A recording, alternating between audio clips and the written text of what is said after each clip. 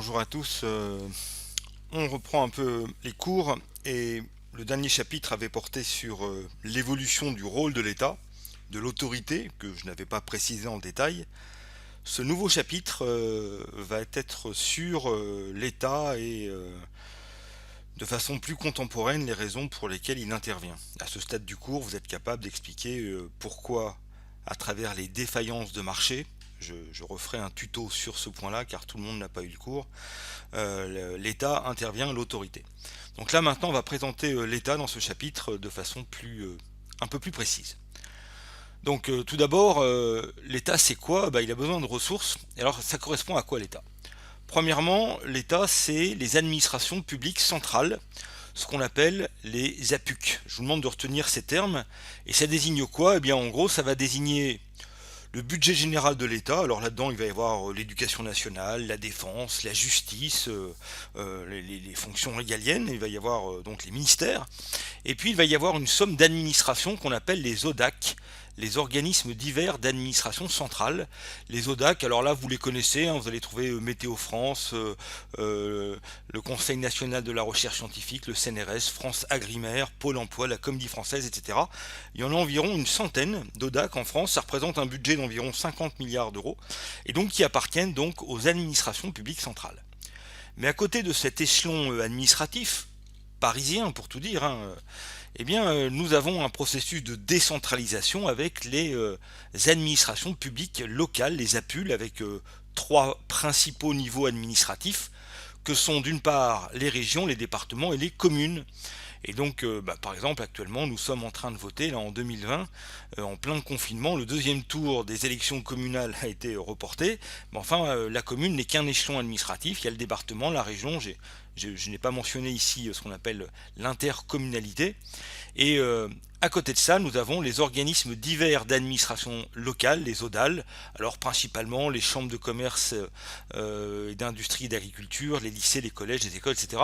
Et donc l'idée c'est que à chaque niveau administratif, région, département, commune, il y a un principe qu'on appelle le principe de subsidiarité. Chaque niveau administratif doit s'occuper d'une tâche qui lui est spécifique et avec laquelle il est le plus à même de la réaliser. Alors par exemple, est-il logique que ce soit l'État qui s'occupe des écoles maternelles? Non, on a considéré que c'était aux communes de s'occuper des écoles maternelles. De même la voirie, c'est peut-être pas à l'État central de s'occuper de la voirie d'une commune. Mais par contre, le lycée par exemple, c'est plutôt la région qui va s'occuper des lycées et pas les communes. Donc voilà, chaque niveau administratif va avoir un échelon de compétences qui est clairement défini. Et puis il y a un troisième élément de l'État au sens large, ici, ça va être les administrations de sécurité sociale. Alors ça c'est un point que je vais développer dans ce chapitre, plus loin. Les administrations de sécurité sociale, deux pôles, il va y avoir le régime général et les régimes spéciaux statutaires. Je laisse ça de côté parce que je vais en parler plus loin, il va y avoir un paragraphe spécialement là-dessus. Et puis ce qu'on appelle les ODAS, les organismes dépendants des administrations de sécurité sociale. Bon. Et donc les hôpitaux publics en font partie, c'est principalement ce genre d'administration. Et donc, ça correspond à environ 2 millions de personnes travaillent en France pour les APUC, 2 millions de personnes pour les APUL et environ 1 million de personnes, ça fait 5 millions de personnes, ça correspond à peu près, j'arrondis, entre 20 et 22% de la population active qui travaille pour l'État au sens large. Donc maintenant, je donne une administration, enfin pas une administration, pardon, une définition administrative de l'État. Avant, je l'ai présenté comme une simple autorité qui faisait face aux défaillances du marché. Et bien maintenant, on lui donne une épaisseur administrative et on peut quantifier dans un pays comme la France le nombre de nombre de gens qui travaillent directement pour l'État. Et moi, par exemple, clairement, quand je suis à l'Iselle ou à Saint-Jossup, eh bien, je fais partie des 2 millions de personnes ici, puisque je suis rémunéré par le Trésor public et donc j'appartiens ici à l'éducation nationale, donc qui fait partie du budget général ici de l'État. Bon, alors ça c'est cet État, il existe maintenant.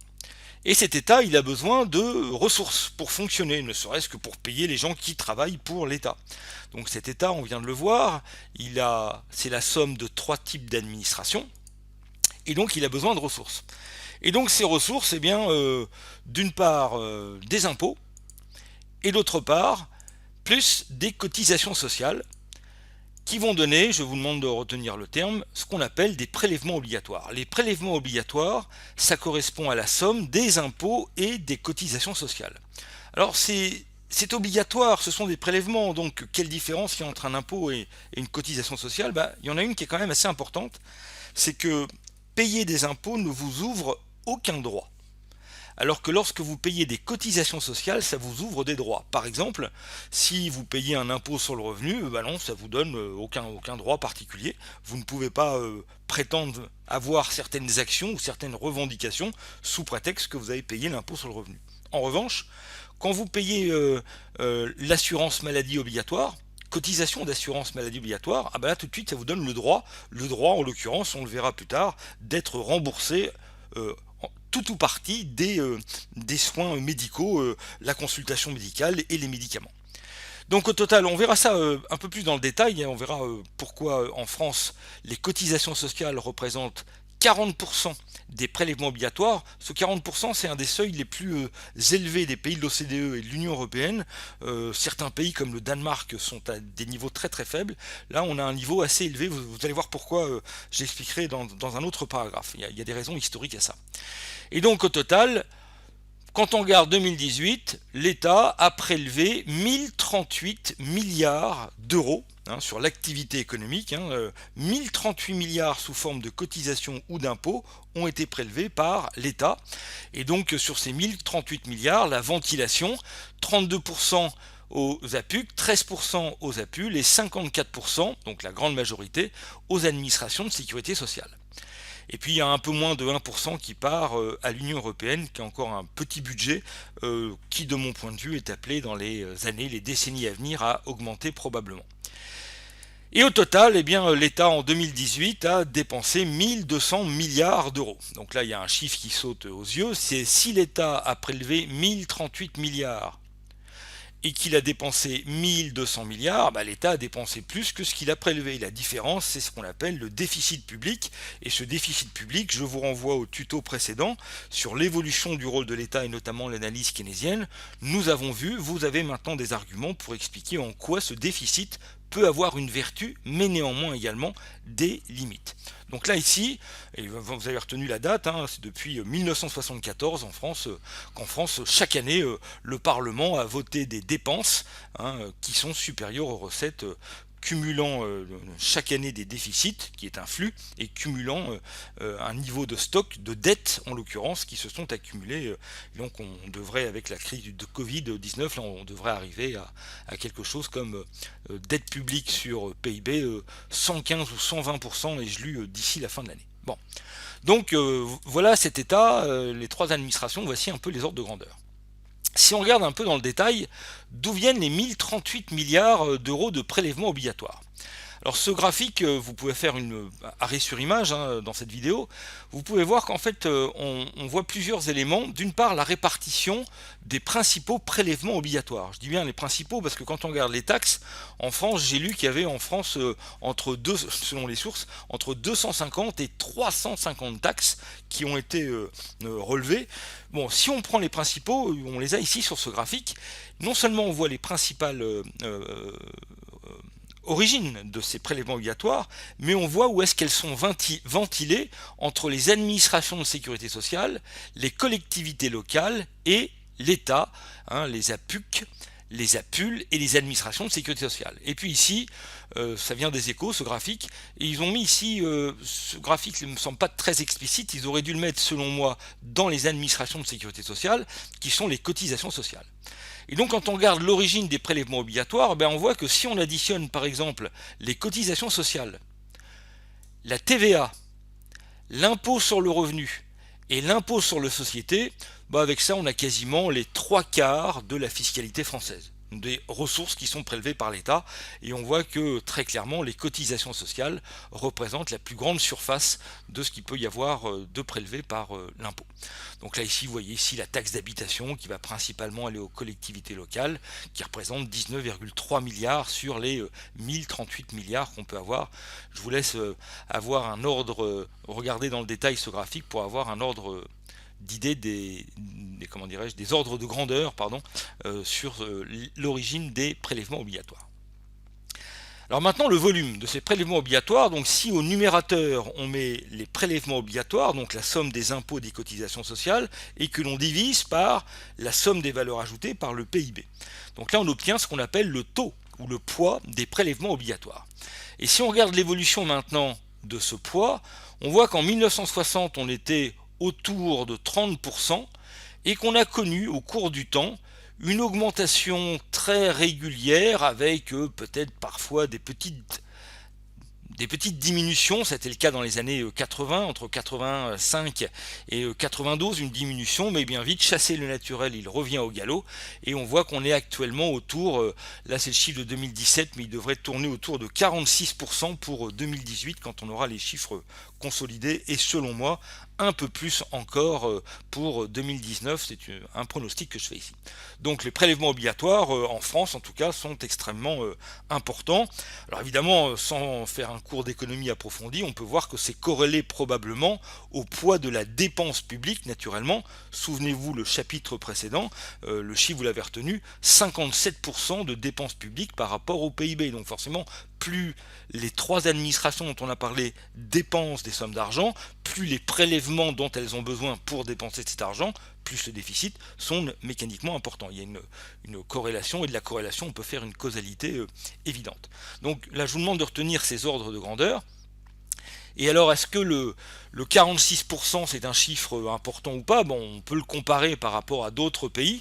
Et ben là, par exemple, à l'intérieur de l'Union européenne, très clairement, la France est passée numéro 1 depuis l'année 2016.